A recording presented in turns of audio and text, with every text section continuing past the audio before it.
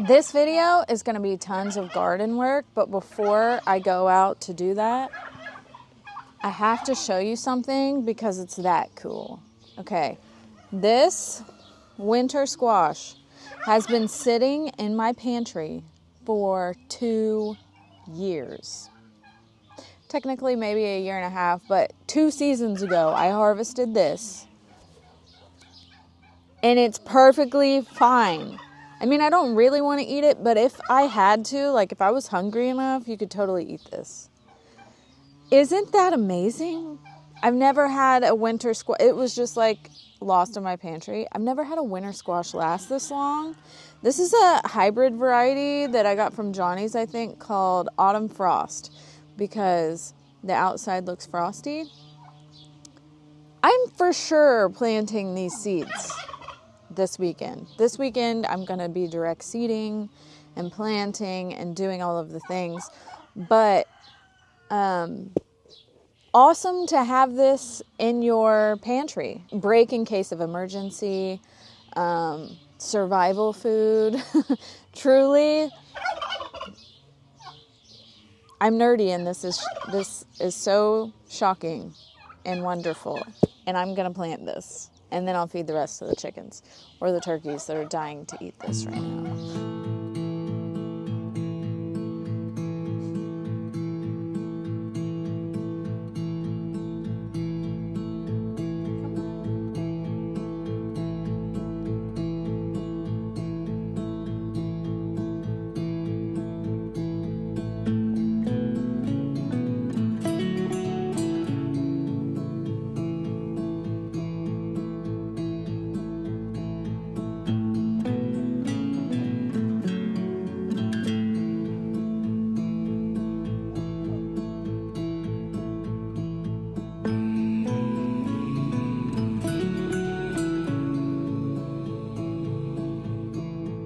This tunnel is about to get a major makeover today, but first, well, for one, the weed eater ran out of string, so my husband's going to do that now. We're coming upon the time of the year where I don't really eat breakfast or lunch anymore. I just eat garden snacks, and that is my favorite time to be in. I wish I lived in it all the time. That doesn't seem fair, but these peas really only have maybe another week. They're starting to turn yellow at the bottom because it's getting warm. But they're so good. And there's something that makes like seasonal items that much sweeter because you only get them for a few weeks of the year and then they're gone. And that's how I feel about these peas right now. They're so delightful. And I don't have to make breakfast. I'm trying to let this Italian dandelion go to seed. Look how massive it is. I mean, it's like as tall as my arm is long. I don't see any flowers yet, though. Really cool, weird plant. I like. I really accidentally waited too long to harvest the seeds on this, but I'm going to show you anyway, because there are still seeds. The birds have eaten a lot of them. This is the seed off of a Chinese choy, and lots of brassica, actually most all brassica seeds come in this little flower pod. Well, first it's a flower, then it turns into this little pod, which houses the little tiny seeds.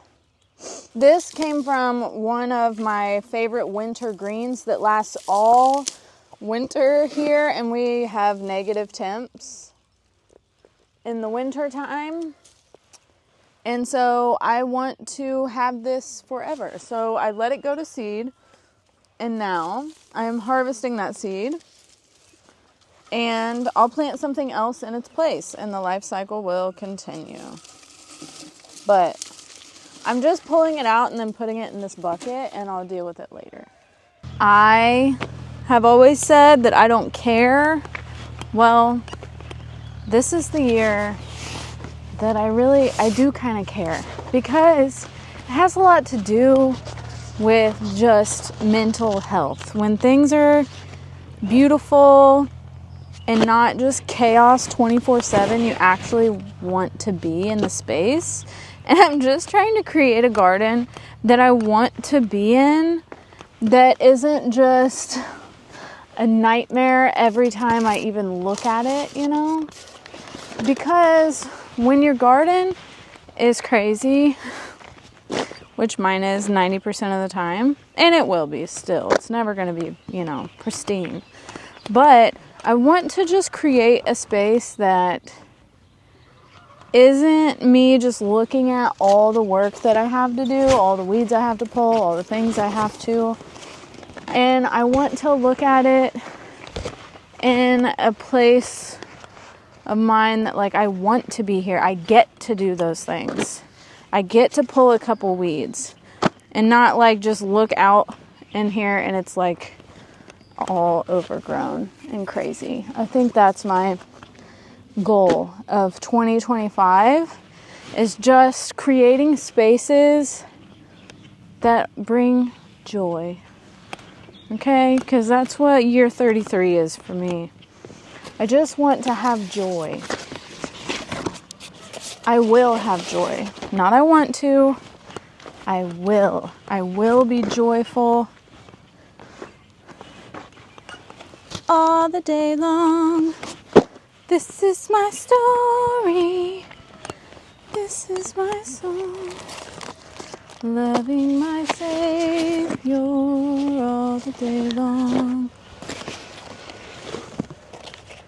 And now that song will be stuck in my head for 3 weeks. Because I said one word that reminded me. Anyway. So what I'm basically doing right now is I'm going to lay out wood chip pathways. So thick cardboard mulch and thick wood mulch on top of the cardboard to create beautiful, hopefully minimal weeding in my walkways. And since these are just walkways, I'm not really that concerned with taking the tape off. It'll work its way up eventually. I'm not concerned about the dyes on the cardboard because it's a walkway. Yeah. And if you're doing this at home and you didn't leave your cardboard out for 4 months, you should be watering it down while you're putting it on, for 1, so it's heavy and it doesn't blow away. For 2, because in order for this cardboard to ultimately decompose, it needs to have moisture for decomposition purposes. But I have potato sprouts. Ooh, I shouldn't cover that up. Sorry, Mr. Potato. My second round of potatoes, I planted 1 row in the tunnel just for early, but my second row is coming up lovely. And I know that I preach on cover up your soil, but I'm gonna today, probably. Gotta mulch the top of these beds, or else it just evaporates all the 1 moisture and 2 nutrients up into the atmosphere. And I would like to keep it here because it's been a wet spring so far, but it'll get dry. It always does.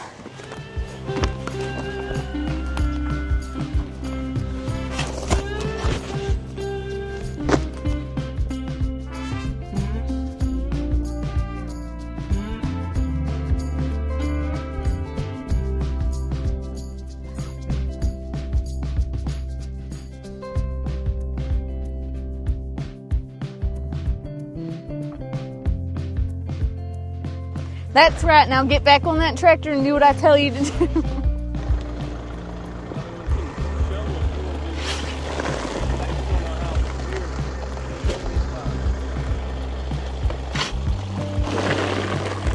We need 2 forks.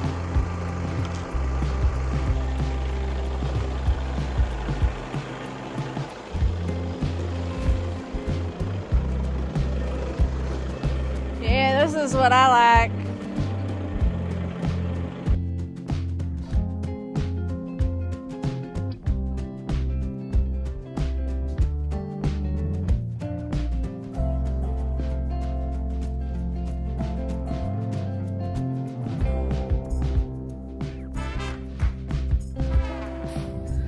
Alright, I'm once again doing something different than I was doing earlier because we ran out of cardboard.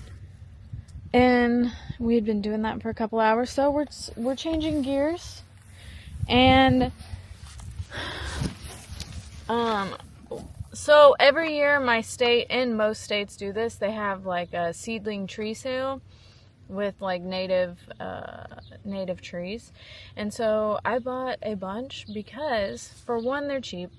For two, I'm trying to line my entire property with trees to create, a wall of oasis. For one, privacy. For two, feeling like you're in a secret garden. For three, wind breaks because it's very windy where I live.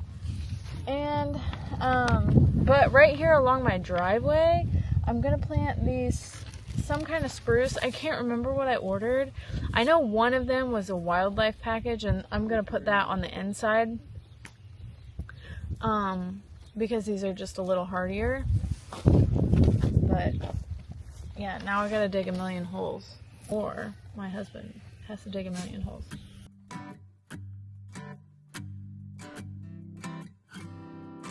Are you feeling heavy? Do you have a weight on your back that's too hard to carry? Renders you still in your tracks? Tell me, are you hurting? Do you have a burden like a chain on your neck? Let me tell you something. You don't have to live like that. No, one soul could never make it alone. But if we all stand together, then we're stronger than one. When your world starts to crumble, you don't have to run. 'Cause if we all stand together, then we're stronger than one.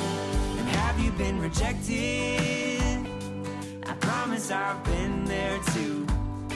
I know how it affects you in every single thing that you do.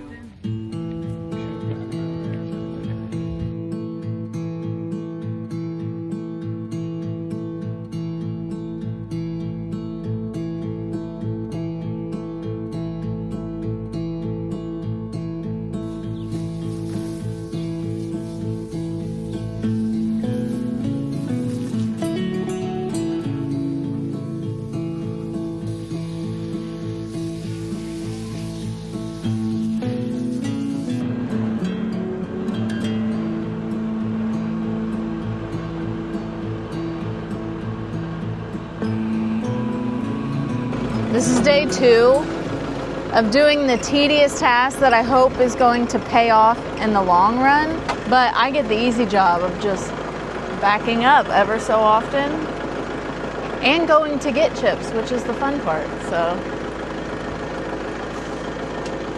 poor Kale is the one with the rake. The way that I'm laying out my beds this year is a little bit different than how I've done it in the past because, you know what, life is literally just trial and error. So in the past, I've used landscape fabric. I've tried nothing. That doesn't work because I can never stay on top of weeding this big of a garden space. And the landscape fabric, I'm not a huge fan of. For one, microplastics. For two, it's just not, it's not like a set it and forget it system, okay? It's not a cure-all. So this year, I'm trying something new, to me, at least. In the walkways, I have laid out cardboard that I get from my local grocery store. And in the middle, I have laid down this roll of contractor paper. You can get it at like any home store. It can be called contractor paper, builder paper, painter's paper. It's just like untreated, thin cardboard, okay? It's thicker than normal paper, thinner than a sheet of cardboard. And that's what I'm going to use as my bed top layer. As you can see, we're just using the tractor bucket to dump on the whole thing. And I will clear off the wood chips Not today though, because as you can see, it's a windy day and this paper would just fly away. So in the future, I'm probably going to replace the wood chips on top, just because wood chips in your garden are great, but not on your garden beds necessarily, because these are fresh wood chips. It's going to steal a lot of the nitrogen out of the top layer of the soil, because that's what it needs to decompose. It will give it back when it's fully decomposed, but for wood chips, that takes a really long time. So I'm going to probably mulch with hay or straw, because I have both of those things. But for now, to hold this paper down, I'm going to leave a lot of the wood chips on top and then just rake them off when I'm ready to plant into this.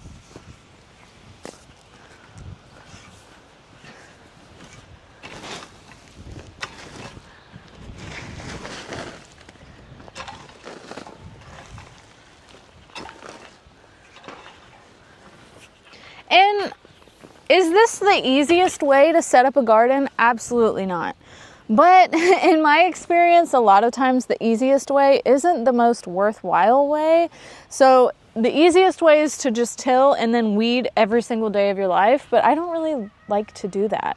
So I'm hoping that I can incorporate like a weekly weeding schedule. I say this every single year, and every single year I don't do it. Maybe this is my year though. Maybe I can stay on top of weeding at least a little bit. But like I was saying, a lot of times the thing that takes a lot of upfront time is going to pay you back later in the time that you save, because this is going to knock down a lot of the weed pressure. Fingers crossed.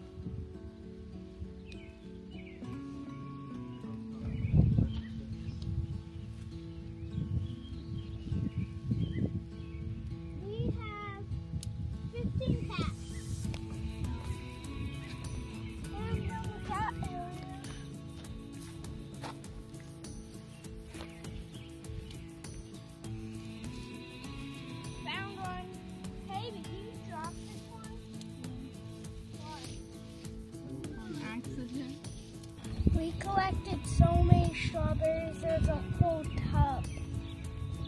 I can't stop eating it.